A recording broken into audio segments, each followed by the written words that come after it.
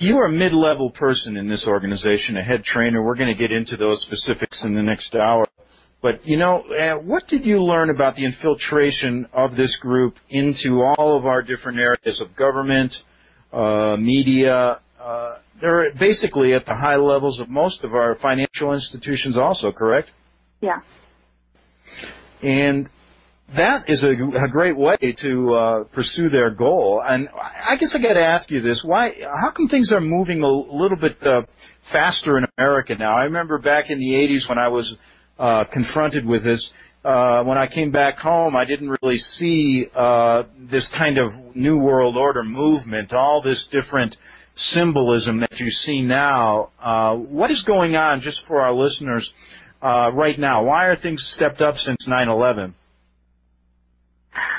I believe it's because they can see the fulfillment of their goal of. See, I'm going to sound very cynical now, and please forgive me for this, but see, their goal is to rule the world, and personally, I believe that they do. It's just not open yet. Mm-hmm. And they see now preparing people for when they disclose it themselves openly. Does that mean that they can't be stopped? I believe they could. I believe they take a miracle because of the amount of infiltration I've seen at all levels of society and the world. These people and women have a lot of money. They have a lot of influence. And your average person has no idea of how much that is going on behind the scenes that no one understands. But with that said, so basically, I think that they're already there. They just aren't open. These people just don't know what they're doing. If they did, I think the average person would be horrified to know how much is going on behind the scenes that people really don't know. Yeah, and the point of this interview, I had two goals in this interview. But I don't want to sound despairing because I'm also a strong Christian. I have faith in God, and I believe that through prayer and through people knowing that, I would like them to be stopped. I just don't know at this point, how do you take on the financial institutions of the world, the major oil enterprises of the world? That's the question. Yeah, it's a difficult question. Now, you're in the mid-level of this group. You worked your way up to a head trainer, correct? Yeah. Now, what did you learn? Before we get into the specifics, you outline in some of your writings the big money-making, the ways this group makes its money. Can you go over and outline some of those methods? Again, if you can think of an illegal activity, they're probably involved at some point. Maybe not overtly at the point of where the actual money is first changing hands. But when you have child pornography, prostitution, white slavery, gun running, gambling, then at some point where the money is changing hands, buffered by about 4 layers of people, there's going to be probably someone from the Illuminati involved at that point. These guys have their fingers in everything. Now, go ahead. But they also use legitimate means. They launder their money. When you have a lot of money, you have to do something with it. And so what these men don't come in and say, "Hi, I'm a member of the Illuminati, and I want to run your bank." But what they'll do is they'll quietly come in and become a quiet investor, start buying up shares, and over a period of maybe almost a lifetime, they will get a controlling interest in the bank. Or else become a very, and maybe in their son's lifetime, because that's the other thing about Illuminati. The Illuminati do not see it as it must happen now in my lifetime. These people have goals that last for a century or 2 centuries. They're very, very patient. And that's why the specific training of the children is so important, correct? Yes. It's to teach you patience. Everyone knows growing up in the group, they know that we may not see the coming order disclosed or open or revealed in our lifetime, but our children or our grandchildren may. So they will spend their entire life trying to bring about the goals of the organization. Incredible. So now you're in the mid-level, and I can see now where they use this programming techniques, the different mind control techniques. Yeah. We had a minute before the break, just kind of what our interest about how what your specific role was. Well, they did a lot of what you might call human experimentation, and they had a lot of research protocols going on. So one thing I did was to supervise the research going on. I was teaching the younger trainers and head trainers how to do things more efficiently, how to do their job well, but also reviewing their research reports for errors or problems. Eventually, I became kind of a consultant. If a problem occurred, or if they didn't know how to install something, or if they needed assistance, I would help them with problem solving as well. Okay, Svali, I'm going to have to take a break. We'll be back in 3 minutes. We'll continue on the Republic Broadcasting Network. Okay, we're back on the Investigative Journal. I got a short 4-minute segment here, then we'll take a break and come back with Svali for a whole another hour.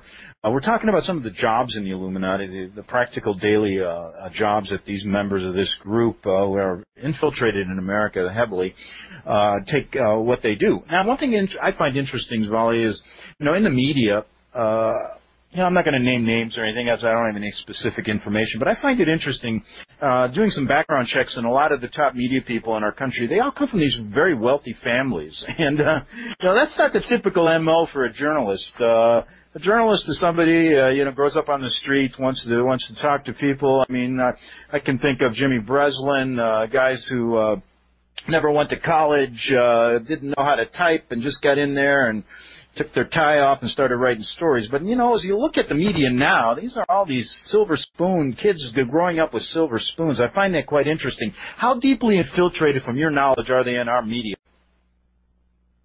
Wow. I do know fairly deeply. I remember that when I was in San Diego on Leadership Council during meetings, they would laugh about how people had no idea of how much they were being influenced and didn't even know it. They found that kind of amusing, which is, that's the mindset of people in the group. They're like, the sheep has no idea that they're being led by the men. And They find it amusing because they show it as evidence of this.